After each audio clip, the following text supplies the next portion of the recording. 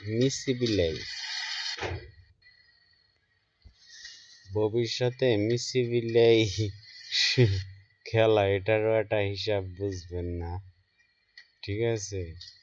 এটা হচ্ছে একটা দেশের প্রেসিডেন্ট, ধরেন মোদি, আর ওই যে আশপাশে যারা আছে না, তারা ধরেন বাঘ। ওর দলে চাকরি করতেছে, এখন কি করা? কিন্তু এই যে একজন আরেকজনের জন্য মোদিরে কিছু বলতে পারে না।